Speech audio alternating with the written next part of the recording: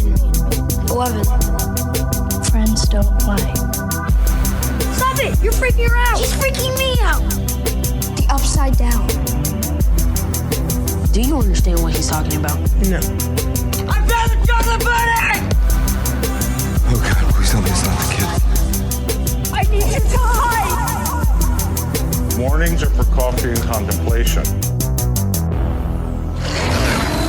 Holy shit. Welcome back. My name is Chris. I'm Andy. And I'm Steve. And this is Streaming Things. Streaming Things, the very best Stranger Things recap podcast on the market. But you can't tell because you're not rating and reviewing to help us out and let other people know that we exist. So please do that. We're putting you on blast. Blasting them. Master blasting them.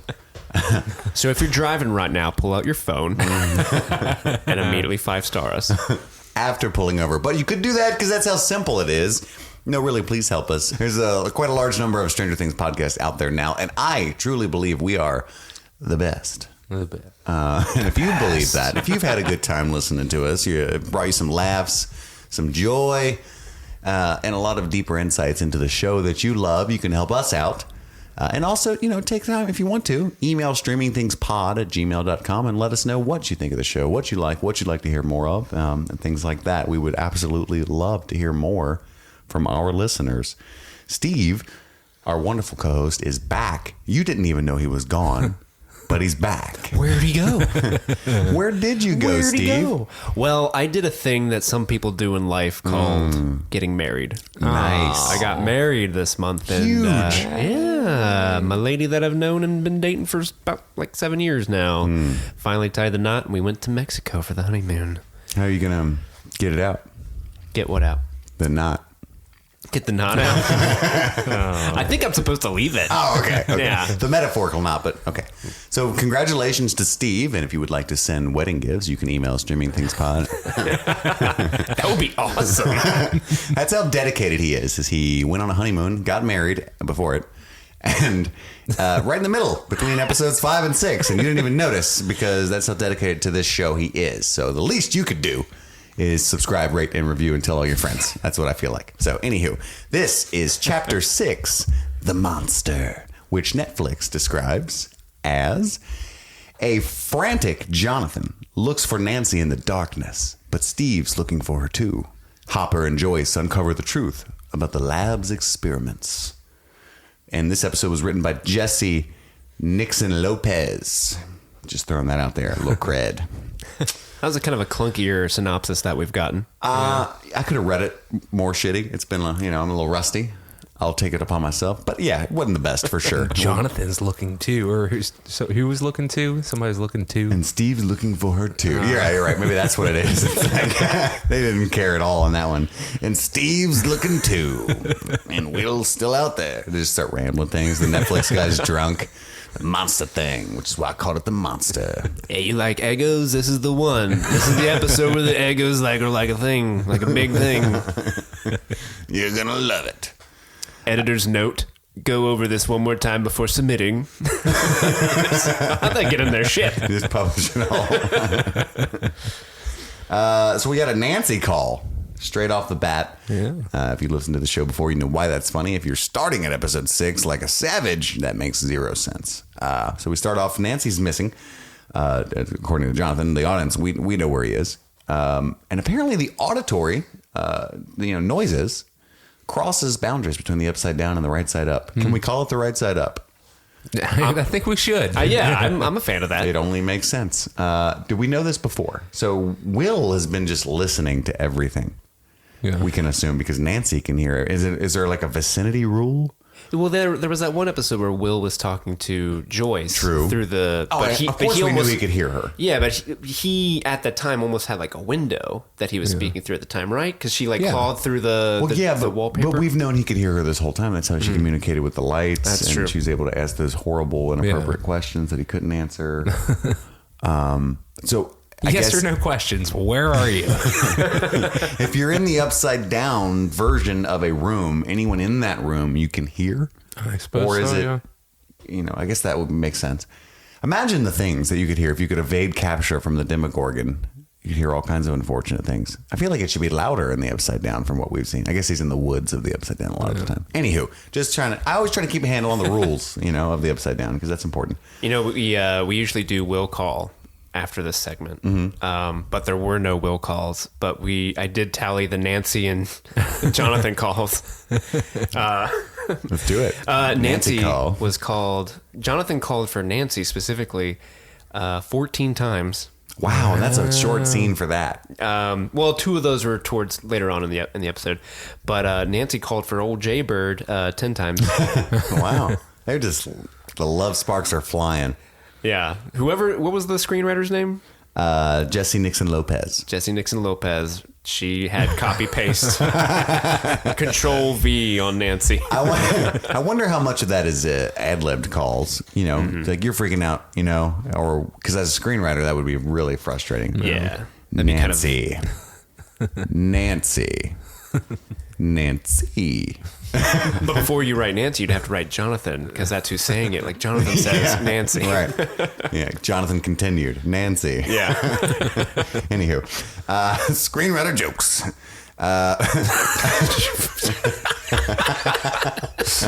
Hey, we all got them. We all got screenwriter jokes. Don't you think? Wasn't the gate already closed? And I'm not going to pick nits here with the goo gates. It did close at the end of the last episode. At the close of the last episode, it had sealed, and yet at the opening of this one, I don't think the bark had sealed. Like the kind of stringy, gooey center of the portal had kind of come together, but the bark hadn't closed over. It was closing at the end of that episode. Yeah. And I thought that was a dope way to end it. The effects looked really cool. So that was really a cheap move, I felt like, because it's like, how is she going to get out? And then it's like, right back out the hole. Moving on with the story. But they know you're binging, so it's kind of a... if that had been a season ender, I heard, I listened to Joanna Robinson and Dave Chen talk about Game of Thrones a lot. And I just thought, this is relevant, I promise. So she had a smart thing where The Walking Dead, what they had done with the end of, what was it, season 6, when you didn't know who Negan had killed. Yeah. That was grievous, right? Just unforgivable bullshit, because you had to wait upwards of 10 months, I think, to find out. Whereas there was a huge cliffhanger that really wasn't much of one. It was a really lame one, much like this in Game of Thrones. This past season? Season 7. And she was like, not the same because you only have to wait a week. You know what I mean? So I think I know which one you're talking about. Minor boo-boo. And I don't know if they've, the listeners at home have seen Game of Thrones, so I don't want to talk much more about it. But right. There was a cliffhanger that was really not a cliffhanger that, anyway. So in Stranger Things, by that rule, would be even less of an error because you conceivably can click right away. So, anywho. I just want to make sure I wasn't crazy because I thought it had closed. So then we cut to Steve checks the house. Well, I guess there's lots more to talk about there with Nancy. If you want to talk about her on the Upside Down doll. Yeah, she sees the monster eating the deer. Which he had also already seen it and fled in the previous episode. So we kind of got almost like that section hadn't happened. It was being reshot in this episode, I felt like. I do have a question. Is the monster blind? We talked about that, I think, on the last episode, going back and forth. That's true. I think it is because it has no fucking eyeballs. Right. That and it's... How could it not see Nancy run straight forward and go, ooh, first tree, hide behind, and then it just doesn't see her? And then we see later in this episode some more blindness because he's just munching away on a Kit Kat bar or whatever, and 11 has to poke him. Right. Oh, yeah. He later on the doesn't episode. sense her at all because she's not bleeding. Must be deaf, too. How does he not eat 11? She's always bleeding. That's a good point. Oh, maybe that's why he was drawn to her. Yeah, that's how the gate opened, bro. The bloody noses. Yeah, but it wasn't her. It was like I don't know. There's a lot about the science of the Upside Down and the monster. I think they do 11. a great job with the rules. I really do. Well, they follow the rules, but they haven't revealed a lot of the minutia of how those rules work, even through this season. So they've shown us enough to where it's still intriguing. But we also want to learn more. We're going to go much deeper into the Upside Down season 2, you're saying. I hope so. So then, so Nancy, she, rather quick rescue, yanks her right back out of that reclosed hymen and to embrace Jonathan. And they flee. So then we cut to Steve looking very sincere, trying to find out where his girlfriend has gone. And he climbs up his little, his ninja ways to get up on top of the roof. He's much more polished ninja skills this Make time. it on this air conditioner vent. I've already charted this course, so no big deal. Friends wait in the car is too dangerous for you. And he spots her and very much misreads the situation with her and Jonathan. Just in time to see the old arm, the old comforting arm. I almost said reach around. I was like, wait a second. No. How could he misread that? The cuckolding, comforting arm of Jonathan Byers. Very, very chagrined was Steve. So then we cut to Joyce questioning Hopper about his foray into Hawkins' laboratory. And she's very, very smoky, very stressed, trying to just squeeze as much out of Hopper as she can. And she questions him about the drawings, and that's her big linchpin. We're finding out that it's not Will, because she's like, wait, you didn't say there was a drawing. He's like, who gives a fuck about the drawing? What was on the drawing? I don't know, some stick people. Not Will. Yeah. I'll go get some Will drawings to show you. He makes some dope ass drawings. Let me show you. I put this shit on the fridge. Yeah, so you think she went to the fridge there? Almost assuredly. Unless it was in the Will file. Well, they were like in a giant stack of papers. Like she was collecting that stuff. And then Hopper's like, I don't know, some pretty shitty fireballs. That's what I was thinking too. I was like, are these cabbages? They're green. It's Will colorblind? This is a clue. So, no, we're poor. He didn't have red crayons. No. So then the drawings vindicate her and that it's not Will. He finds out that he's been chasing after some other kid, which I thought was a large leap in logic. Like exactly what had been going on. Mm-hmm. But believable because Hopper's such a great detective. Yeah, and he's got the tidbit from knowing about the Ivers case because they researched it in the library. Oh, like Terry Ives. Yeah. And did I say Ivers? My bad. Mm-hmm. But yeah, he knows that there is a girl that's been alleged missing. There's the witness saying that it could have been Will, but it was a shaved kid in a gown. So, I mean, it's a pretty logical step. Like, well, maybe this isn't the same child. Mm-hmm. Right. Yeah. It seemed like to put a lot together for the audience, very exposition-y, like maybe I've been chasing some other kid this whole time. And it was very, what I mean, which is great. I had the feeling they wanted me to have. I was just aware of it this time. Like, you have, Hopper! He looks right at the camera and nods. Get it? Huzzah! That's fine. Stranger Things just becomes like an awful Dora the Explorer type thing. I'm the map. Right straight out of Jonathan's backpack. I'm the map of the tiny town. Cut to the sleepover at Nancy's is what I'm calling it. So Jonathan very slyly decides that he's going to stay over to... he kind of invites himself. Yeah. I know. While she's taking a shower, he gets in her closet, pulls out the grandma-iest blanket I've ever seen in my life, and he's just tucking himself. Oh, is this cool? Oh, I thought this was okay. I just figured you'd want a big strapping man like myself. Yeah, right. Because I'm such a great shot. You need me here. Where's the condoms? He's the one sleeping with the gun in that scene. Like, she should be scared for her fucking life. Yeah, like the way he kind of snuggles up to that gun especially at the end of that scene. My whole thought was, they're in much more danger now with him just sleeping. Like, one bad dream and they're the deer. But she had wanted him to stay, so he was correct in that assumption, and that's a really cute moment too, when she's just want to come up here, which is the start of many a porno. But that is not. I felt like the scene did a great job of. I think there was a lot of subtext there where it was clearly not sexual at all, right? Mm-hmm. They had just been through a horrible ordeal, and they're friends comforting one another. But that he feels some kind of way about Nancy. And having been a 16, 17-year-old boy before, you know what I mean? Even amidst all that turmoil, I saw on his face she smells pretty nice. You know what I mean? Like, you know what I mean? Like, not to be creepy, but I just a certain amount, like, because he's kind of staring at her. Yeah. The shot lingered on like her trying to sleep and him wide-eyed, like, she's so close. Like, should I comfort more? Like, just. I thought the scene also played well, where it kind of establishes, yes, there might be some romantic undertones on his part, but it also does a great job of showcasing that these are still children. You see Nancy's stuffed animals in the background, and there's that one point where I think she asks him something along the lines of like, "Aren't you scared too?" And he's like, "Yeah." This is very honest, like, I'm trying to be manly and protective, but I'm scared out of my mind. Right. So it is a really great scene. And he was a gentleman. He's on top of the covers, and she's underneath. And I just thought it was very well done, very tasteful. So then we cut to Mike, very angry, pretending to kick the shit out of 11.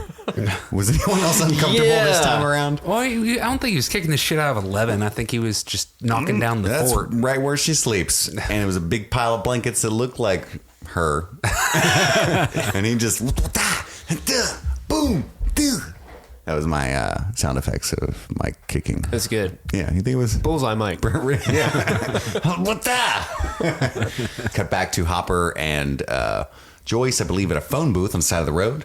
They're on the hunt for Terry Ives, the lady who was involved in MK Ultra. So he's back on the case, which is where Hopper is best at grieving. So she sued them, right? Like she sued them. Yeah. Okay. She tried to sue Dr. Brenner and Hawkins Laboratory. Unsuccessfully.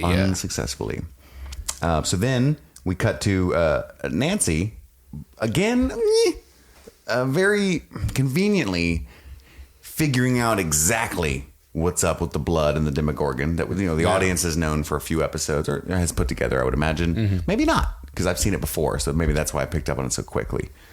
But she only has as evidence Barb and the deer.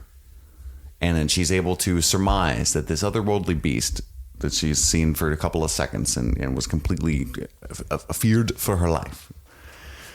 She puts all that together to the fact that it senses blood. And then she pulls out this little notebook about a shark. It's 1 part per million of blood is all it needs. And it looks like a shark. I don't know. I didn't know how I felt about that scene. It was just like, it's like it hunts at night, like a coyote or a wolf. But no, it is alone. So it's more like a bear. But nay, there's blood that it senses. It's more like a shark. And I don't know. What did you guys think about that little puzzle piece? Well, I think that they've set up for the audience very much so that it's drawn to blood, like with the drip of blood from Barb, the bloody deer, 11's bloody nose. But as far as like how quickly she figured that out, a little quick, but I put it about the same as Hopper realizing how quickly he did that there's another child. You know what I mean? It's just like, okay, we are reaching the point of no return for these characters. We have to establish that they at least halfway know what's going on so we can begin the hunt in earnest for the monster. It's very easy to grant, especially if you're immersed in the plot for the first time. So minor little nit to pick there. I loved her books, though. Yeah. I had those type of nature books when I was growing up where it's just a pure, like, artistic drawings. Yeah. Like, oh, that's a scary shark. I'm going to learn a lot from this tiny paragraph underneath this giant picture. So then the social work assassin comes for Mr. Clark. Oh, I know. She opens that door and it's like, you get away from Mr. Clark. I imagine watching that scene the first time was terrifying. It was. I remember that scene because as soon as I had so much nostalgia when he opens the door and it's him, like, I remember thinking the first time I saw this, like, you get away from him. He's a saint. Don't you dare. That's a sweet, sweet man. Don't you Benny him. No. Who's going to play with the radio? So I got to stop here because I think I missed something because I grant too much. I grant too much acumen to the Duffer Brothers to grant the huge. I don't remember because I've been waiting for Steve to return. So we cut off our flow a little bit.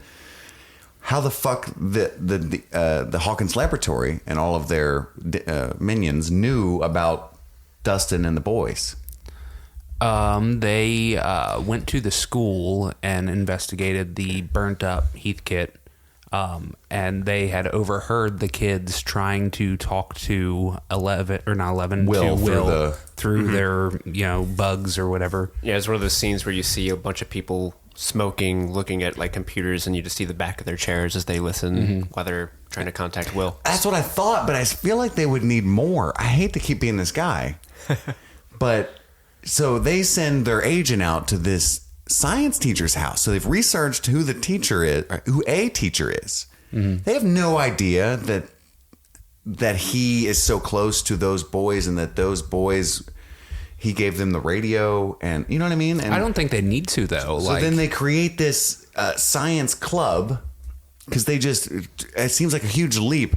Okay, they were doing it on this radio that's in this school, and he owns this radio and brought it to this school, so he must be very tight with the people who do this, and they are therefore obviously very intrigued by technology because they're playing with the radio on their off hours, which maybe is normal, just smart logic. And they create this flyer and go to him. It seems like a huge risk that he would invite all kinds of kids that aren't the ones they're looking for. Right. Like, do you know any kids who might be interested in this? In fact, I do. And she's like, It's like showing up like, do you know any kids that like she eat gets there and there's like Ham Shacks? 48 students, and he's like, they love science here in Hawkins. And she's like, fuck. I gotta kill them all. It's an incredibly dubious plan to kind of single out this teacher that's doing good, molding the youth of America and captivating their imaginations through science. And they're going to use this passion that this guy has and love of his job to like track these kids down and probably kill them. No. Oh, for sure. We can assume. I have no problem with the morality of it. It's just the effectiveness of it that bothers me. Well, and also you got to remember, this isn't no ordinary radio. You can get all the way to Australia. That's true. I thought space. I do recall that. Oh, they would have probably heard them say like AV Club. No, this is President Mike Wheeler. Yeah, but they weren't listening in. Maybe. Why?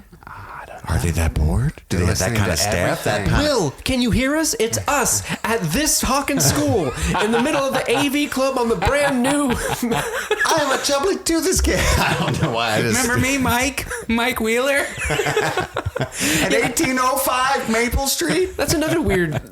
I don't know. Would this be a leap in logic where, so they've done enough homework and they have enough evidence to be like, okay, we know the signal came from the school. We know that it was on this machine. We know that it's owned or operated by this teacher. Is it that far of a leap in logic for them to not be like, okay, well, who are the three nerds that, are in their AV club? They could have maybe we're assuming, okay, there's two possible things that get around this being any sort of thing for my asshole ass to be talking about. One, you could grant that they are grasping for straws and panic at this point. So they know it's a terrible plan. It's just one of many things they're doing, right? Which clearly but no. Okay, scratch all that. We know they know exactly who the kids are because they're also tailing them in the ET-esque vans. So he's just a net that they're casting for the kids who they know for a fact. Okay, that makes sense.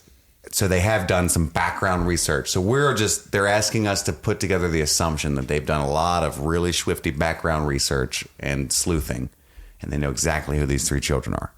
So we're all agreed there. Sure. I feel kind of bad for the graphic design person that they're like, hey, Ted, we need you to make this really cool flyer to talk about AV Club. Like, oh, wow, that sounds cool. We doing that now? We're not killing kids? Nah, we're still killing kids. This is a trap. Well, here we go again. After I did the electric company logo, I thought I was done. So, okay, social work assassin. Spares Mr. Clark. Thank goodness she needs him. So then we cut to Dustin explaining to Mike that he must apologize with their Dungeons and Dragons rule, which is very cute. You drew first blood. If you don't apologize, you'll be banished. Right. Do you want to be banished, Mike? No. Banished from the party. And he's like, I love how seriously Mike takes it. Like, fuck, no, I don't want to be banished. That's extreme. and he knows the rule, he's like, Sure. You know the rule, you drew first blood. No, I'm not shaking his hand. Like, don't bring up the Shanghai clause now. It's this very secretive thing here. Anywho, it's very convincing. Dustin is deep in this episode, just very beyond his age with maturity and emotional awareness. But it's funny, like he is the most mature and socially aware out of all of them at this physically. point. But at the same time, he's almost seemingly viewing the world through this Dungeons and Dragons lens. Like everything goes back to, you guys remember when we were on the whatever path of destruction and we split up and it didn't work out for any of us because of the trolls? That's happening right now. It's just weird to see that. It's a very deep concept, but it's like his method of explaining is just like, dubious. I dig it. I mean, he's not wrong. He's not wrong. He's clearly right. You're not wrong, but you're an asshole. Wait, that doesn't apply. So we cut to a very abusive Karen. I feel like, Holly, baby Holly, swallow the pancake. I'm like, let her chew it first. Jeez, you just put it in her mouth. I have a young child. You gotta let them chew for a while. A, and B, she said there was fucking blueberries in there, and there's clearly not. Yeah. Lying to her daughter, we got blueberry pancakes down here. Those are undercooked regular pancakes with minimal fucking syrup. Well, did you see the sass that Baby Holly was giving her? Maybe she doesn't get the good pancakes because that's sass. That's true.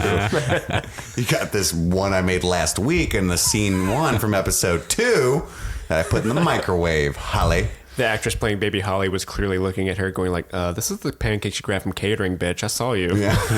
No blue. Yeah, that just freaked me out how she talked to Baby Holly there.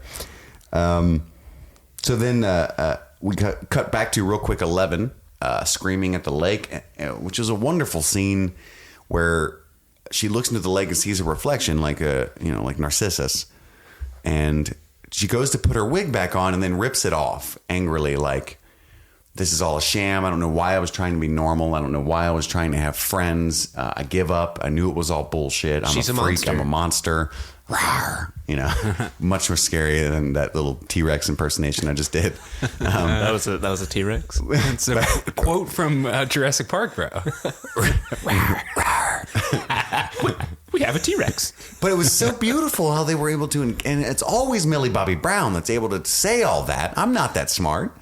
With just a wig rip and a little, and I got a whole shitload of dialogue and subtext. It's great. Just a real quick scene. Cut back to mom again, creepy, picking the lock to her daughter's room. Oh, it was awesome. Jumping very quickly to picking the lock, though. I felt like she's still not down here for pancakes. All right, let me pull out my lockpick kit, which in those doors is a very simple maneuver, just a bobby pin, but still. That's a really nice character development scene, though, Oh, because yeah. you can tell that Karen, you can only imagine when Karen was younger, the shit she used to get into. Yeah, I love that. She knows how to pick a yeah. lock. Holy crap. That was, it was like supposed to be like your mom is more than what you thought this whole time. You are more like your mother than you realized moment, which was pretty dope. That is great. Before Karen met Ted, she used to party, clearly.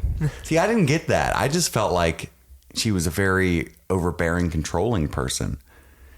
I mean, that could be that, too. Because those locks are usually very cheap in a suburban house like that, and they're just push locks. So like when you're on the inside, you just press the button in and it locks. You know what I'm talking about? Yeah. And on the outside is just a tiny hole, and you can poke anything that fits in there, and it'll unlock it.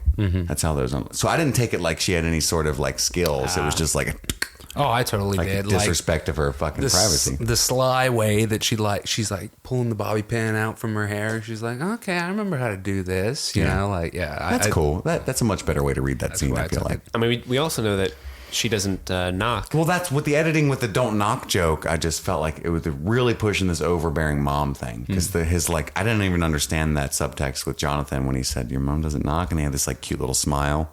Like I don't know what that was supposed to mean. I'd be jacking off, so I'm glad. You know, like, I don't know. I missed the joke there. And then we cut to fucking eat it, whore. And then we Language.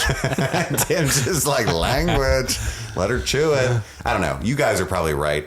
I was just negative Nancy in all of this whole episode. I apologize. I really love it. It's actually one of my favorite episodes. It's what's screwed up. I just had my toes removed, and I'm upset. It's a long story, audience. We'll tell you some other time. I'm in pain. Anywho, cut back to Lucas's house, which Andy alluded to earlier, where they argue some more D&D points, the Bloodstone Path and all that. And we got a really funny moment where Mike tries to extend his hand after some prompting from Dustin. And then it cuts in time to the inside of the house with Lucas pacing. And we don't know why. We think maybe they're trying to decide something. Right. And then Lucas goes, all right, I'll shake your hand. So it was, I didn't laugh out loud, but I wanted to. Because it's really funny, like objectively, that he spent 10 to 15 minutes trying to decide whether or not to take an already outstretched hand. Right. Which is very petty and childish, which I loved. He didn't want them out in the cold outside. Yeah. I mean, he knew he was going to take a minute. I wish we had seen that. Like, he's going back and looking at how it must have went, and he's just standing there with his hand outstretched, and Lucas just like narrowed eyes, come inside. I'll think about it. And Mike just shrugs, like, what? Whatever. So then they don't resolve. The fight continues because Lucas demands for resolution that you kick 11 out of the crew forever because the party to which Dustin is referring is just us three. And he totally forgets Will because he literally says it's us. Will's out too. He's banished. Who? Because I want to go straight to the gate and find Will, and you want to go find 11, who I don't like. Right. So anyway, there's that. He decides to go out on his own. You know, he's that aggressive type. You know, he's played to that type the entire series, and I really dig that. You know, Yeah. he's the one that's like, you know what, fuck this girl that we don't know anything about her. Right. Gross. She knocked me out before, made me cry. I'm a little embarrassed, and I'm gonna go do this shit myself. You know, I dig it. Well, we get to get some insight from wise old Dustin as to why Lucas has been so mean this whole season. Well, what do you think Shortly. about what do you think about Mike's attempt to persuade Lucas that they do need to find 11, where he's like, she's just a weapon. We need the weapon. Oh yeah, I found that distasteful. Mm-hmm. I was very disappointed. I mean, I understand why he's going with that, because clearly you can't appeal to Lucas's empathy or care for 11 because he clearly doesn't like her. Yeah, I kind of took it as an argumentative, like, utilitarian device. You know what I mean? Like, okay, there's some practical angles I can get. I know he's into the NAM stuff. He likes binoculars and knives. This is a weapon, you know. But still, yeah, it didn't taste good in my mouth. Seeing old Mike call her a weapon like that. That's what she's been. You didn't like the metaphor? I didn't say Mike didn't taste good. That would be inappropriate. No, because she's been treated like a weapon her whole life, you know? So I just really don't like that. Yeah. I'm with you, Steve. Anywho, cut to one of the best scenes in the show, I think. I think two of the best scenes in the show are in this episode. This is one of them. 11 goes shopping. Yeah. Angrily. I don't know how she knew where a supermarket was or what was inside them, but we can grant all of that. She's psychic. I don't care. Right. It's so dope. Yeah. She storms into the supermarket, into the freezer aisle, right to the fucking Eggos. Yeah, they edit out like walking through like bread and stuff. Like, where do they keep the Eggos? And she's so disheveled and crazy looking, and she just does not care what she looks like. And it's a huge moment for her character because she's so timid of the outside real working world. And now she's like, mouth breather, like, you know. And the guy seems like a nice guy. I felt bad. Poor Robert. Yeah, was his name Robert? Yeah. he's just trying to manage this grocery store. He's a local. You need help, little girl? Mouth breather. Whoa, whoa. That's uncalled for. Not cool. Don't call a nice general manager of a grocery store that. He doesn't make the dime. I'm no Donald. Okay, that's the other store. The other store is too. Yeah. Right. I'm not a part of the night shift, madam. And then she grabs 4 boxes of Eggos and uses her psychic powers to gently push a lady's cart into his way. That's 48 Eggos. Uses her psychic powers to open the doors of the grocery store. No, that was just the sensor that opened the door. I know. Oh. Damn it, Andy. Damn it, Andy. But it wasn't the sensor that closed them. No. Skadoosh. That's what the doors did. She just made Robert have a bad day. Robert, yeah, that's all it did. That guy woke up in the morning, punched into work. You know, he's trying to help people find produce all day. And then all of a sudden, this bratty kid calls him mouth breather and breaks his store and steals some Eggos. He's got paperwork now. Did she break the store, though? Did she? Well, I mean, from their perspective, what the hell just happened? Yeah. You know, like just frumpy ass little girl with a shaved head and the worst, ugliest dress I've ever seen in my life. Storms in here, steals the shittiest food we've got. Eggos. And storms, because I don't know if they were that big back then. I guess they were, but, storms right out. And then the doors malfunction, or something. Yeah. You got to think probably automatic doors weren't trusted very well in the 80s. And he just thought, weird time for them to malfunction, unless he was able to hear the sound design that we heard. And so, What was that? That was a weird noise. That's Robert. That's Robert's reaction. Anyway, moving along. I'm very full of digression today. I apologize.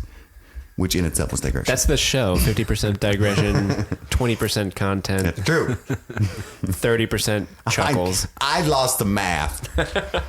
So then we hop on Terry Ives. My notes are horrible. Jump on it. Jump on it. So Hopper finds Terry Ives, brings Joyce up to the house, talks to her sister, and they find out that Terry... what did you get? Did you get A? There's a couple ways to read that scene.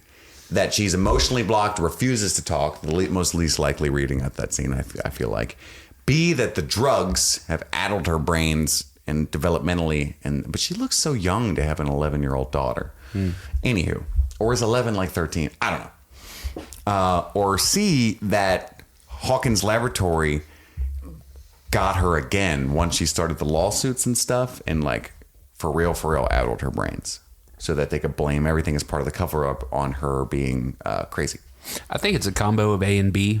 C is too much of a leap in development of the plot that just isn't there. There's no evidence for That they it. came back for it? Yeah, well, that like as a result of her attempting to sue and stuff, that they like came and messed her up even more. I don't feel like it is because Hopper says, she's like, there's no birth certificate, there's no hospital records. And then he says, unless it's all part of the cover up. And she's like, Terry would love your crazy ass. Right.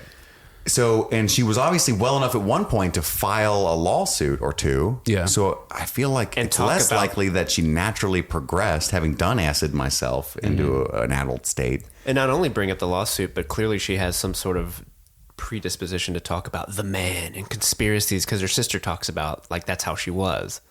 I don't see why she would be left alive though, as opposed to Because like, it let's looks mess her better up that more. all of her claim, if she suddenly was killed, it looks like lady who had lawsuit was silenced over missing child. Yeah. Whereas if you Crazy suddenly hippie. go crazy, crazy hippie was always crazy hippie. And it was all bullshit. So she's 11. Same reason is, they left Hopper alive. 11 is 12 years old. Right. They say that Weird. it's been, right. They've been that she's been missing That's true. 12 years. They've said it multiple times. And the girl, the sister says at the beginning, if you wanted her to talk to you, you're about 5 years too late. Right. So she had 7 years where she was okay and pursuing this, you know. So maybe she went Or insane gradually- for lack of her daughter. Possibly, yeah, know what I like mean? a grief-stricken thing. Like, it's kind of interesting having the three people in the room. You know, Terry, whose daughter went missing. Three because out of of the four have lost children. Yeah. And then Nancy, who's or not Nancy, I'm sorry, Joyce, who's currently missing her kid, and then Hopper, who lost his daughter for good. You know, is like gradations of grieving your lost child. Yeah, that is all in one room. That is very interesting. And then the bitch ass sister smoking a cigarette. Y'all's crazy for real. You're just like my sister. She just sits there and watches The Price is Right all day. Never guesses right. What was that game show she was? I don't know. That was, Matching game. that was in my Eggos. It's Family Feud. Oh, that was Family Feud. Yeah. I was gonna guess that just for shits. You let go his ego, Steve. Sorry, So then I didn't recognize it without Steve Harvey. we cut to Lucas gearing up, shoving his binoculars and his knife and putting on his headband.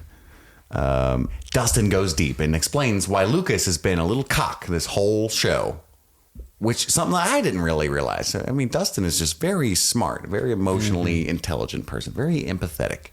He tells Mike, it's obvious, bro. You're his best friend. I'm not even your best friend. I'm like number 3 at best. Will's probably a distant 4. We can be honest about that. I'm number 3 at best. He's like, nah, bro, we're all about, no, you guys are neighbors. I get it. Plus, I don't have any teeth. It's kind of weird. So he's jealous because all you care about is this girl now, and he's lost his homie. So he's just jealous, man. Yeah. Man. Wise beyond his years, for sure. Very wise. I thought it was a touching scene, especially in a vigorous bike ride explanation. He's just jealous, bro. So when we cut back to Solo Lucas, after Terry's sister explains the whole short, which we just talked about, but there's a lot of backstory there that I hope you guys, were paying close attention to about. So 11's name is Jane, right? That's very important, and explains this episode is like the most expository. Because like Andy said, it just has to function on like, let's all get on the same page and get on, move forward from here to what we're going to do about all this stuff that we know about. Because we're getting towards the end of the season, so they kind of have to make sure everyone's like, all right, we're at this. This is where we're at because the next 2 episodes Are going all to be action. Yeah. That's true. I think the show did a great job of mystery and intrigue and opening up an insane amount of irrelevant seeming stuff and then having it all tied up by 6. Yeah. Which is very impressive. What were your guys' thoughts? Now, this is me being a negative Nancy. What were your guys' thoughts on when they're talking about 11 being Jane, and they keep cutting from Hopper and Joyce and what's the sister's name? The Ives sister. I don't know. They keep cutting from them to shots of 11 that we've already seen where she's with Dr. Brenner, or she's screaming, or she's like... Didn't like it. I hated that. Didn't like the it. Powers montage. Yeah, well, we already knew all that stuff. And there were very cool shots that I didn't mind seeing again, but the effect was pointless, I felt like. It was too on the nose for me. Like, get it? We're talking about the only character on the show that's exhibited any sort of powers. Yeah. But at the same time, it also, I feel like, I don't know, when you're too on the nose, you either do one of two things. Either you're being on the nose and you're not treating your audience like they're intelligent, or B, you're purposely setting it up for a misdirect later on. Yeah, like they treated it like a reveal. Like, remember these things that happened? They were superpowers, and super wasn't. Yeah. Or whether it really obviously was. It was just one of the. Yeah, it plays like a twist, and it's not at all. Yeah.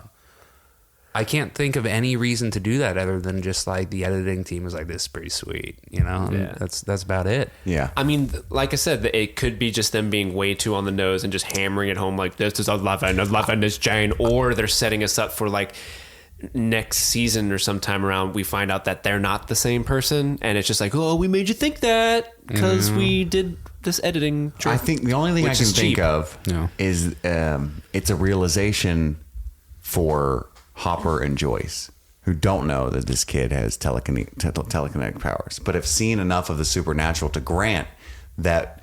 So they know that a lot of what she's saying is bullshit is in fact true, because they fully believe that Jane does exist. They fully believe that Terry was right about MK Ultra and Hawkins Laboratory and all the cover up. They're in on all that. So the last little nugget of information that she has is that this kid also had telekinesis. They had to share this knowing look, like that must also be true, or very well could be at least. So it adds to the emotional resonance of their realization to have those cutbacks to Jane using her powers. Yeah. What do you think? Yeah, I mean, that makes sense as far as like why it would be there at all. Just, you know, just didn't be saying still don't buy it. But hammer home. That's nice. You guys are being negative Nancy's. I'm being a negative Jonathan. Nice. He's been saving that for about 30 minutes. I have. I mean, it's a subjective art form. I don't think it's. I personally, if I were a Duffer brother, I would be like, no, but I'm not. But so. Yeah, you're just the third brother. You're just a May. Yeah, just a May. Yeah. Mate. Darn it. I was going to say something else about the... Oh, do you think her name actually being Jane is kind of lame, which is also like a... Jane Doe. Yeah, it's a generic name. It's really... You know what I mean? If like I was 12 for a long time and you were Mary like, Jane. Your name is actually John. I'd be like, seriously? You know what I mean? Like, I couldn't get Cassius or something, you know? Cassius. No, not Cassius. Cassius. Oh my gosh, your name is Zebulon. Yeah, whatever. Right. Something. After all that damn waiting. I don't know. I think it's kind of endearing because if it was some outlandish... I like the name Jane, but it reminds me of G.I. Jane. Yeah. Jane Doe. What's her name? Who is also bald. That's what I'm saying. Throwback. Yeah, she's doing the pull-ups. Demi Moore. Yeah. They could have called her Brittany if they wanted to refer to a bald person. Circa 2010? Sick aughts joke, bro.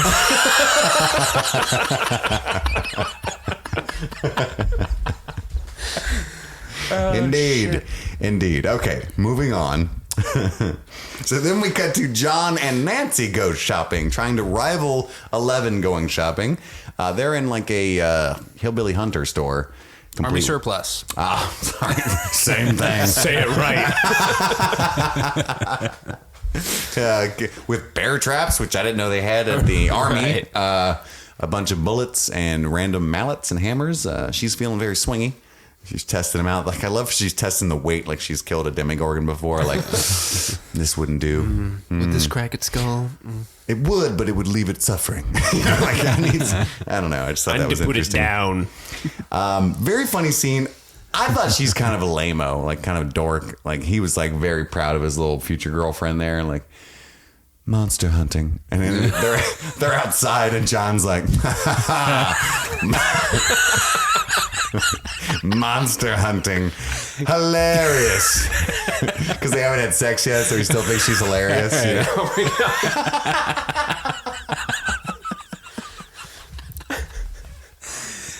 No, it's a pretty lame joke. Edit point 48.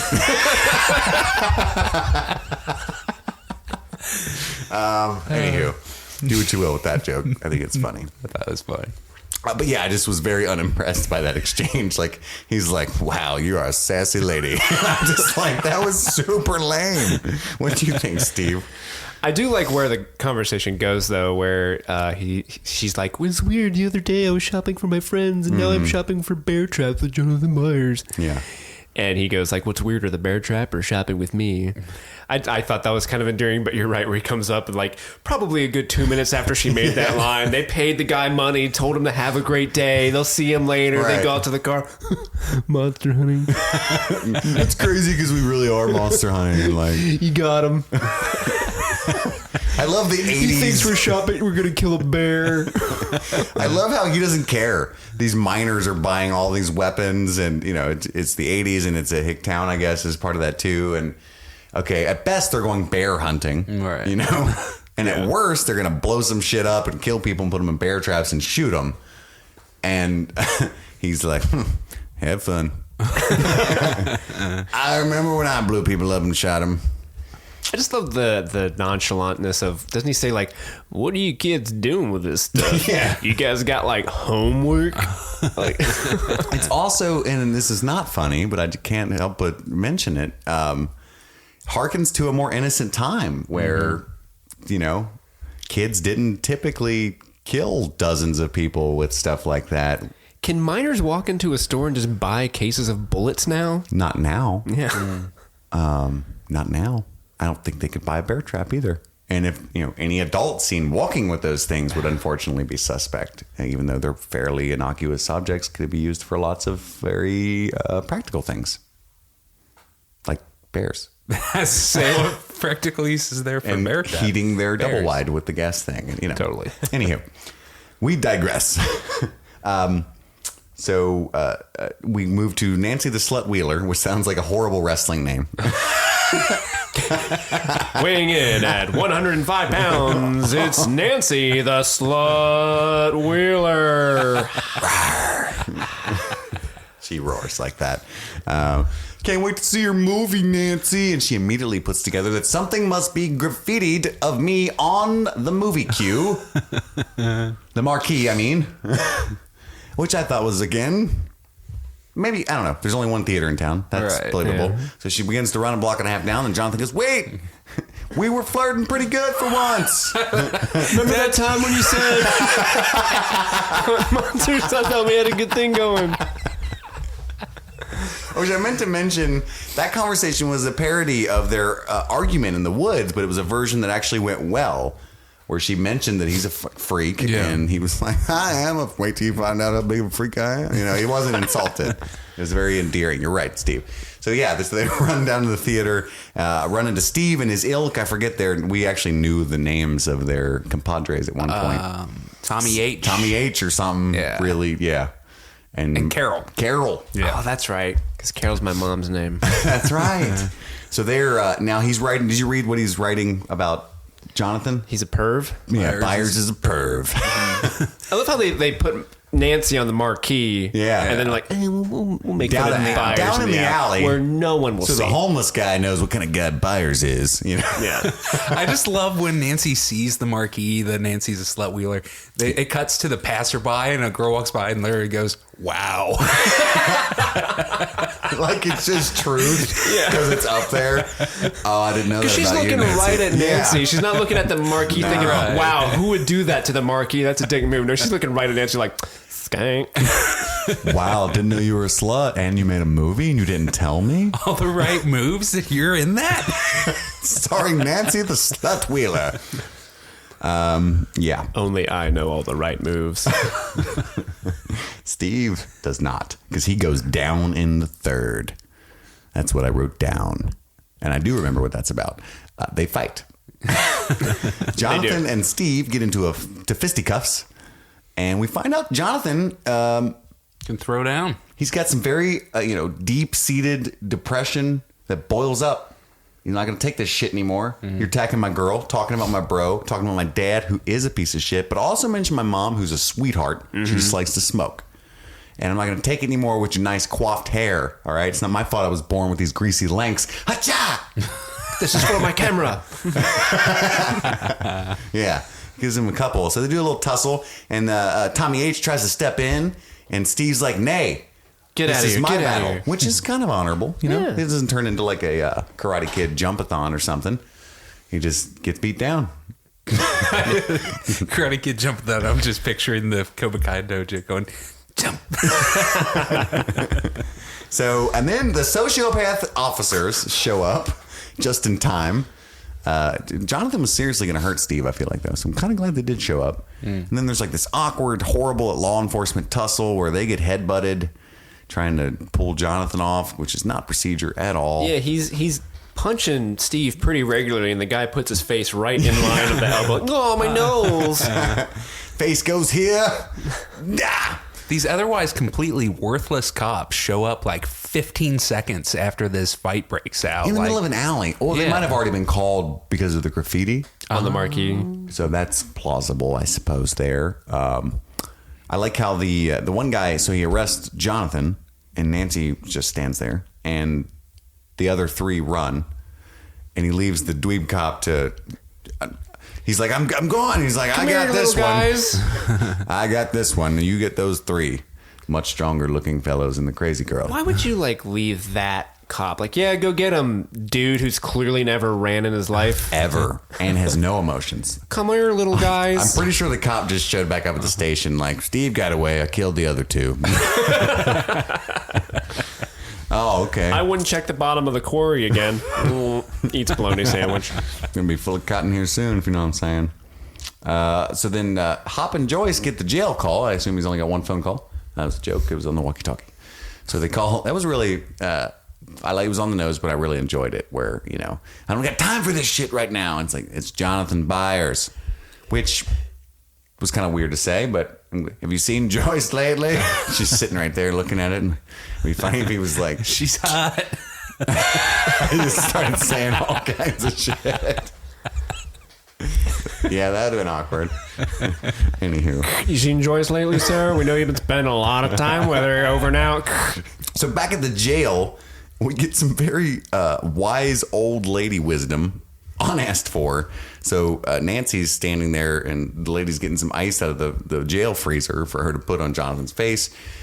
And this is back in the day in a small town where the jail is just where you sit at the desk and handcuffed and wait on mommy. And maybe also because he's a minor. And she tells her, your boyfriend over there, da-da-da-da. And she's like, he's not my boyfriend. Tell him that. She's like, what are you talking about? And she's like flattered by it. I'm like, what? What do you mean? First of all, you have a boyfriend. Don't honor that marquee. And she's like, only one thing makes you that crazy, honey, and that's love. And that's stupid, which is not true. There's many things that make you that stupid. Methamphetamines. In fact, I would argue that Jonathan only hit Steve because Steve started talking about his dad and his mother. Right. The whole time when he was talking about throwing shade at Nancy and his relationship with Nancy, he just kept walking. But as soon as he's like, oh, you Byers sure are fucked up, he's like, oh, son, don't go any further. Your mom, huh? Mama? You're just like your dad. Oh, no one compares me to that, Lonnie. I almost said Larry. Or Larry. I don't like that guy from third grade either. Yeah, I mean, I guess one could argue that he was miffed in general, caught off guard because of his love for Nancy. Flo's like, only one thing that makes people laugh. Is that Flo? I assume so. Yeah. I think so. Wow. Wow. That's what she looks like. Flo knows best. All right. Flo says there's only one thing that makes a boy laugh at stupid jokes like hunting monsters. Yes. Boners. So then we catch a wild 11. That's the next scene. I thought it was adorable. It's almost like she's a Pokemon. And you just want to throw a ball at her. She's just sitting there huddled, with her Eggos. Huddled in a sea of Eggo boxes, all cuddled up in the woods, looking ravenous and eating ice cold frozen Eggos. She's on her second box. Just stress eating, depressed. You know, at one point when you were a kid, like you could find yourself at that logical leap. Like, this is my life now. I'm living in the woods with Eggos. Oh, for sure. Like that was a legitimate 12-year-old idea. Like I'm just gonna get 4 boxes of Eggos, live on my own till I'm 18 out here in the woods, and then I'm gonna find new friends that appreciate me. One of those good ideas. Mike Wheeler. And she hears them yelling, "Al, 11." Oh. Which is important because when she shows up to the rescue in the next scene, it's plausible. I just thought that was a nice little touch. Cut to the second best scene. Well, no, one of the other best scenes in the show. Second of this episode, the Quarry Showdown. Well, those bullies just show up out of nowhere. They're walking through the woods, calling for Elle, and he just busts out of from behind a tree with his switchblade, like, "I caught you." I can only assume they were like torturing a squirrel or something, right? And then they heard them calling for 11. The little one was especially. Yeah. The larger bully seems to have some sort of semblance of a soul, right. Or just a knowledge of felonies and certain consequences. But he understands the difference between right and wrong. But he wasn't caused to pee in front of the entire school and therefore lost his mind. That's true. Troy is now ready. What do I have to lose? I heard Jeffrey Dahmer was a normal bloke until he was forced to pee in front of the class. Psychically squeezed his bladder. He's like, look, everybody saw me pee. I've got 0 friends, 0 reputation. My tough boy asshole cred is shattered. I might as well stab this kid. That's my only option to be cool again. Push this one off the cliff. Because, I mean, that's the only way I can come out of this. I can be cool in prison or a loser out here. I guess that's his logic. Because Troy done went insane. Because he puts a knife to Dustin and he tells Mike that he's got to jump off a fucking cliff into the quarry. Certain death. Why can't he just say, like, just pee your pants? Just pee your pants right now. I'll pee on you. Yeah. That's what I'd have done. I will R. Kelly you. Just right here, right now. At first he says, wet yourself. Yeah. Well, and he's that's being like, clever. okay, yeah. But then it's like, oh, that was a play on words, dude. I didn't actually mean pee. He's like, what if Mike was like, okay. No, I meant ew. Oh, we kind of ruined the moment. Yeah, he could have just peed on him. All of them. Yeah. Dustin, pee on him or I'll cut you. You know, like that would have been a weird, twisted, I don't know, I'm rewriting the scene into a different kind of movie. But Surprisingly, anyway. that makes it more of a Stephen King thing. In a weird way. Yeah, for sure. 11 uses her powers to stop the pee from letting Mike. You didn't see the cool miming that I did, but I really felt like the pee was coming at your face with that. It added a lot to it. So yeah, I gotta give props to Mike and his loyalty here to save that boy's baby teeth. Which that knife was not going to pry those baby teeth out. I mean, I don't think Troy's got the stomach for it personally. Right. I think Dustin was calling his bluff. You know what I mean? Dustin's kind of a gangster. You know what I mean? I don't need these teeth, Mike. You know. So Mike's willing to. I mean, maybe he thinks he can survive because he's a stupid kid, but he's just like, okay. Even with very little prodding. Even when he looks over the edge, he has to get a running jump to clear the rocks. There's cliffs down there. He just steps off. Yeah, he to have any remote chance of survival, he has to do at least a running jump, and he just like 1 foot. He was toast. And if you look where 11 caught him, so 11 catches him with their powers, that's obvious. He was like horizontal. He was going face first. Like he was not even trying. You know what I mean? Just complete faith, like something cool is going to happen. The writers wouldn't let me die. You know? So, props to... I wake up every morning and put on this plot armor. Nice. So then 11, which I think is the strongest use of her powers that we've seen outside of a flashback. So the last time she used her powers to that level was when she put the rift in the space-time continuum. And before that, when she killed the 2 guards. Up to now, all she's done is toss Lucas around. float Millennium Falcons, and she pushed Lucas pretty hard. Close the grocery doors. But that kid's a stop wuss. the fan. He doesn't weigh a lot. Yeah, very small child. Very small child. A little underweight. Looked like he was born early, at least 3 weeks. So You have an eye for this, Chris. I do. I do. So, yeah, I mean, I just think that was a huge effort, which she does fall to the ground a little tired from lifting Mike, and then breaks Troy's right arm, dropping the knife, pushes the bigger kid back, which is probably where she spent most of the effort. And is then a big kid. Then they flee. Yeah. And there is the most adorable little three-way hug that I've ever seen in my life. I love that hug. I know. I actually cried, which I thought was inappropriate. Like, that was a little too much, but it affected me that way. Mike comes up to console her, and she confesses that she's the one that, put the whole, I formed the gate, and I'm the reason your friend is gone. And I know you don't know Barb, but I'm psychic. I do. She's dead. All my fault, All right. And he's like, it's cool. You saved me. You're You not a saved monster. me. I'm really selfish. I do love before the hug, Dustin's like, yeah, you run, you sons of bitches. If you come back, our psychic friend will kill you. Yeah. She'll kill you. She's crazy. Yeah. One of my favorite lines in the show. Andy and I debated putting that in the intro, but it was just too long. It took up too much of the time. But I love that line. Music behind it and stuff. Hard for the edit. But yeah, that hug, man, when they all move in, and then Dustin, it's kind of funny, but it didn't make me laugh. It just actually broke me, and I started to cry when Dustin just laid on him like, yeah, I got a little friend. And he does this little pat as the camera's panning out. Anyway, we all know. We all saw it. We just want to talk about it. So yeah, that's Saint. That's the last note that I have. I don't feel like that was the end of the episode, was it? Well, they walk home, and Lucas notices that the Hawkins energy Hawkins Power and Light vans are part of the installation where the gate is, and he recognizes that they're tailing them. And as the three kids, Dustin, Mike, and 11, are walking into Mike's house, we see one of the main Power and Light guys get on the radio like, I got eyes, they're on their way home. And Dr. Brenner storms out into their car, presumably to go confront them. And then we see a caravan, a squadron of those Power and Light vehicles. I just realized something, that the Power and Light Lucas binoculars was a reveal for the audience, but I had seen it before, so it missed me. I was like, yeah, Power and Light. Duh, Lucas. Just now found out that that's Hawking Lab. Jeez.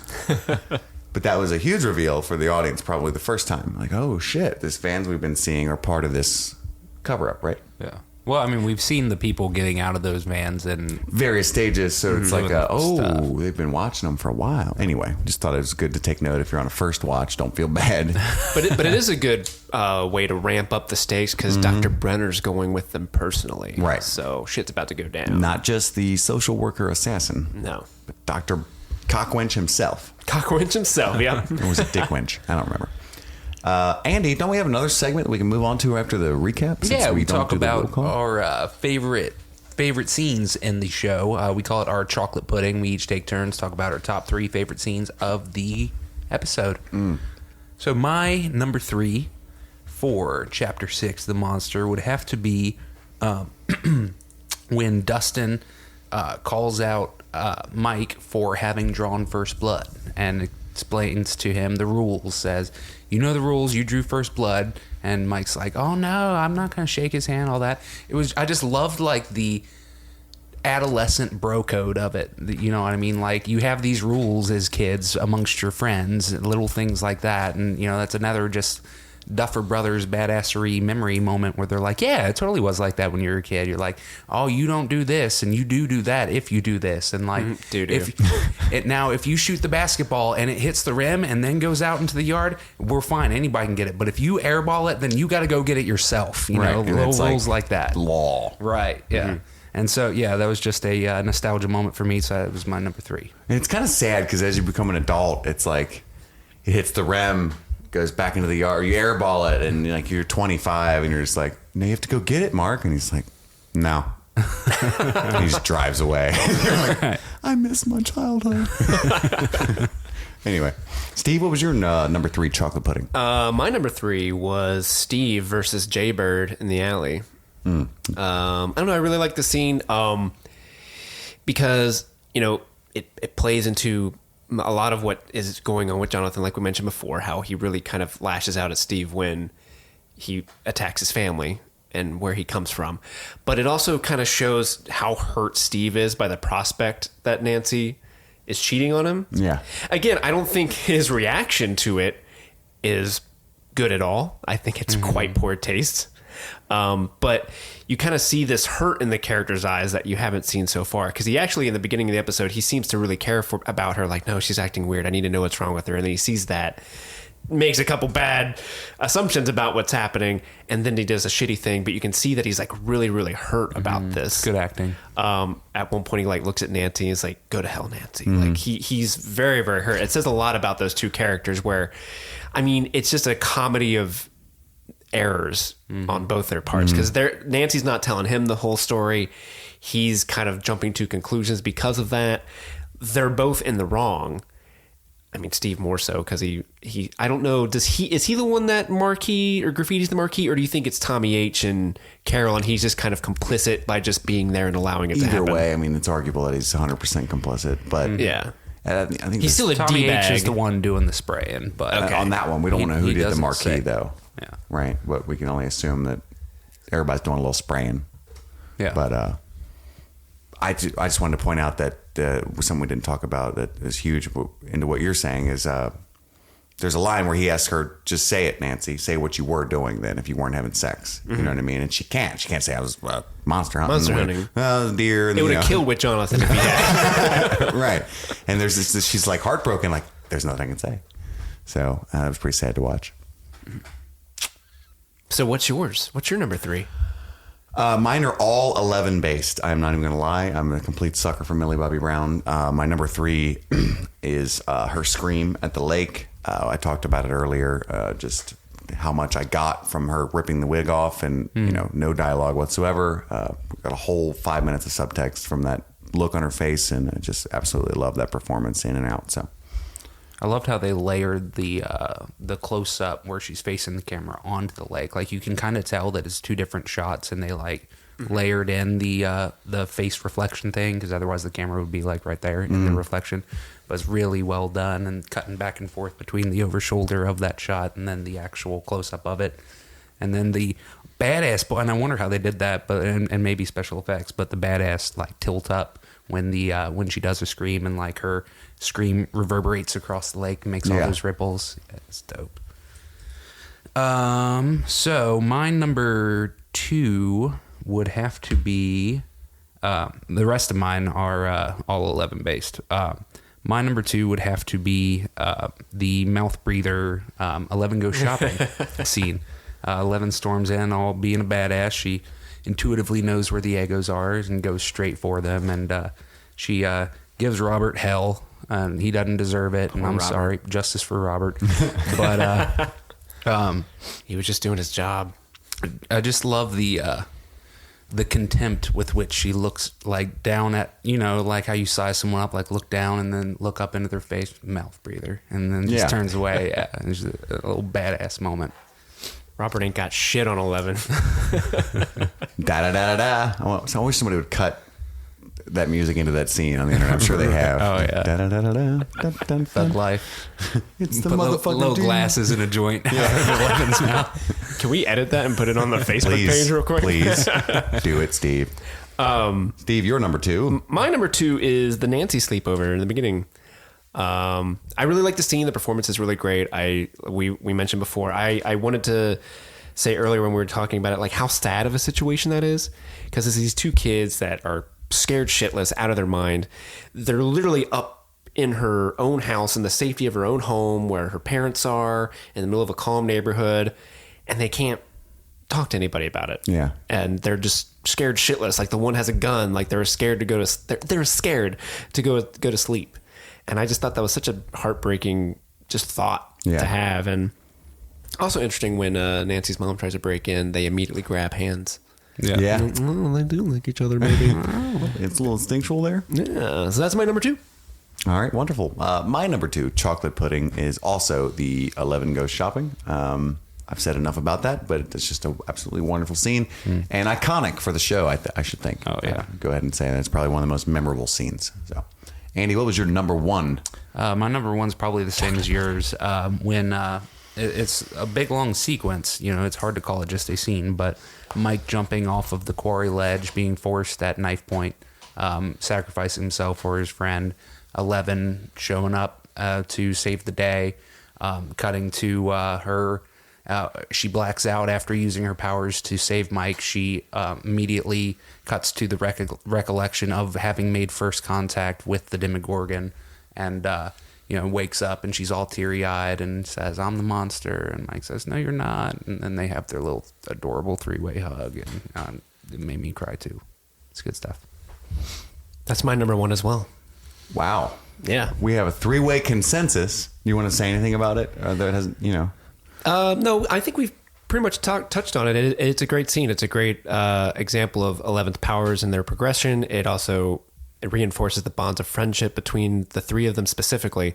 But also, I just love that little exchange where she's like, "I'm the monster," and she's not. She's not, because it really kind of shows her like episode arc. Because in the beginning, she looks at herself in the mirror and she's like, "I am the cause of all this. I'm a terrible human being. I'm awful." She goes and she steals shit, and she almost like she's almost living like an animal. Yeah. But then at the end of it, she has Mike and Dustin to kind of bring her back. Like, "No, you're not a monster. This isn't your fault. You're a person, and we love you." Yeah. Well, Mike does. Dustin just likes you as a friend. We also love egos. We should keep them up. Animals don't eat those. People eat those. I think specifically, even though that touched me and I was crying with the hug and the her admission of being the monster and all that. But what made it my favorite scene, I'm a sucker for badassery, and the score, I guess the soundtrack, I don't know, it was more of a score. When she first shows up and she's got her hand outstretched and just that look on her face. So we've only seen it a few times when she was sassy as fuck when she made Troy pee and she flipped her hair and she had a moment of normalcy and she wipes the blood off all gangster. She did it a little bit in the restaurant, mostly when she called him a mouth breather is when her attitude face was on. And then as she's coming up and she just does that head flick, snaps his arm. I love that 11, the 11 that's not to be fucked with. Anyway. When she turns things up to 11. Yeah. Bringing it back. If you listen to all of our episodes, there's a couple of jokes. I specifically reuse a bunch. I forget, it was trying to tell Andy one time. Half an ego. Yeah, there was like 2 episodes in a row where I was like, I don't have much. I got one here. It's more of a half an ego, like 11 took a bite. And then like the very next episode. Monster hunting. I did this. And then both of them you say, like a go. Yes. So you mean a go? You did that both times. It was super funny. We're nothing if but reliable. Speaking of goes, we've got another segment, the Easter Eggo Hunt, where we try to find as many of the Easter eggs and references in the show as we can possibly find, and where we cannot find them, we make them up. Steve, what do you got? In the scene where she goes and torments poor Robert, in the background I noticed the great hamburger helper glove. I did not notice that. He was very prominent because that's really the only kind of product placement that I noticed in the grocery store, other than Eggos, obviously. But yeah, there was that glove front and center in one of the scenes. Okay, Andy, what you got? This is sort of an Eggo, sort of not, but in sticking with that scene, I noticed that the set design on it was so thorough that even the prices of the things that are shown reflect the times. I noticed that a pound of turkey was 88 cents, whereas it's like $6 to $8 today. So like they adjust for inflation in their setting stuff up for the or in the past. That's awesome. And they had like a roast that was like $1.89, and that's like $15 now. Yeah, and I thought that was pretty clever. You could be rich in the early 80s. Seriously, can I bring my bank account to the 80s? Yes, you can. I'd be okay. You didn't hear about this? Time traveling bank accounts? Oh, what? Apple just developed it. You gotta wait for the update. I go on a honeymoon and I miss everything. The Karate Kid reference, I guess, is the best one that I found. When Lucas puts on the bandana, which was a camo. It wasn't what the Karate Kid used, but yeah, very overt, like dun-dun-dun-dun-dun, wax on, waxing off, going there. So that was a Mr. Miyagi reference. Try to keep up. Steve, another Eggo from you. There were two songs that I found. There was Corey Hart's "Sunglasses at Night." Hall & Oates, but whatever. This was playing when Steve runs up to check on Nancy and sees It's a good Jaybird in there. soundtrack for that. Yeah, I love that. That's a good song. Yeah, it's it one of those is. songs that you forget that you like, and then you'll hear it on the radio, and I'm like, oh fuck yeah! Also, Warmon. And then Dolly Parton's "The Bargain Store" was playing during the. I love that you're a Dolly Parton fan. It's called The Bargain Store. The Bargain Store. Yeah. Oh, when they go to the Army Perfect. surplus. How good is that? Yep. that's clever. Actually, the White Stripes do a cover of that, and that's how I know it. I like them. Nice. Andy, another Eggo from you. This Eggo has been prevalent throughout the series, but it's the first time I've ever actually been able to see the logo of it. The radios that Lucas and Mike are using are realistic TRC-206 transceiver radios. They were developed and on sale from like 79 to 84. So they nailed it as far as like the time period and what those kids would have. They were expensive They for that probably time. would have been expensive, They were like yeah. $130 in which the is 80s. like $400. Yeah, so- it's like a PlayStation 4. These kids come from affluent families Yeah. for sure. Yeah. Man, Andy doing some actual research on the Eggos. No, he just knows the Heathkit Ham Shack, all that. He's just very into He's really into It took me a radio. minute to figure out when it was transmission made. devices. Yeah. Andy, how sad were you when Radio Shack closed all those doors? There was a Radio Shack in the episode. Did you see that? I saw it like in the little strip mall. Like, Oh, no, I "Hey, didn't there's see a Radio that." Shack in the distance. No, but that's awesome. I went looking for a Radio Shack right before our wedding because I needed like a really long cable for something we were doing at our wedding, and I was like, Radio Shack should have those, and I'm like, what's the closest Radio Shack? Oh, there's none. Yeah. Did you really look for a Radio Shack? Yeah, But yeah, that was heartbreaking when to answer your question. Do you remember Circuit City? yeah. Oh, yeah. Media Play? Media Play. Wow, They had everything. They Well, not had enough. everything. Right. I had a friend of mine who worked at a Circuit City for one day. And then it closed? Damn. You stayed at the very end. This is Why your first hire him? and last day. Please read this manual. We just need you to clean up. I thought it was, this is probably a stretch, but I thought it was very, so when Nancy is taking a shower, I thought it was very much like the Carrie scene, which the whole opening When sequence she's of taking Carrie a is in shower the and starts her shower period. Yeah. and starts her period. Oh, okay. And obviously there's some nudity and stuff in that one, so it's a little different. But I mean, there's a lot of shoulder up shower, actress shots in history, Psycho. But it just, like I said, sometimes we stretch them, and I was struck by that. Just the framing of that shot seemed like that to me. Any hoozle. Steve, you got any Eggos left? One more. When they go and talk to Terry Ives' sister, and she's talking about, she's mentioning the psychic powers and all that stuff. Telekinesis She's like, you guys read Stephen King? Yeah. That was very tongue in cheek. I very much enjoyed that. Yeah. Andy? Eggos. Let's see here.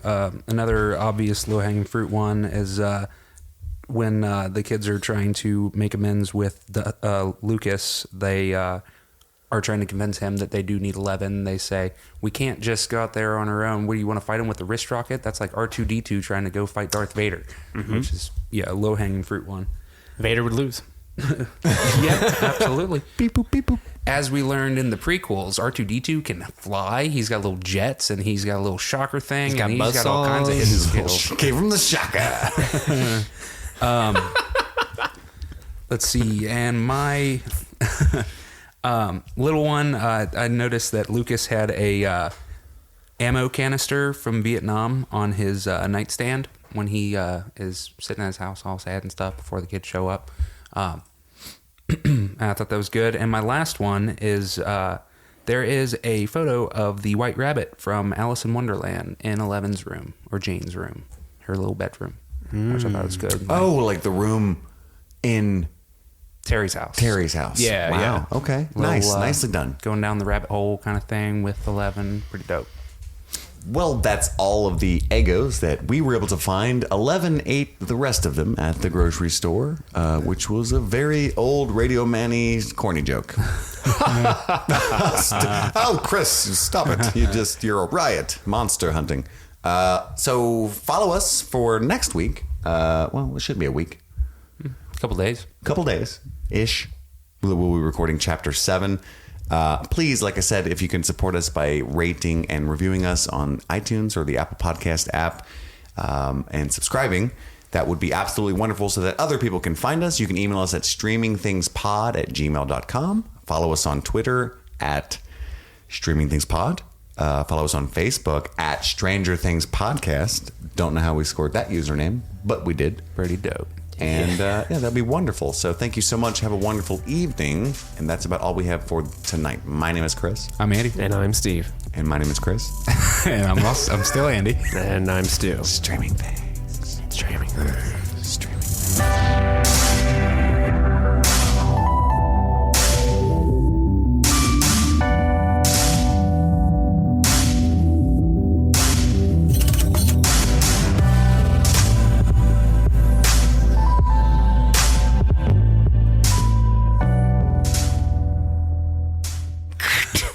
Did you get that crazy bitch to blow you yet? We know what happened once. Did you eat the last donut too, by the way? Because Flo's pissed. Over. Yeah. Steve, I saw you coming back for a radio joke, and then you let it I die. let it go. I was like, no. I got nothing. Edit point. 56. We're just rapid firing these edit points today. And then What's the status on Dress?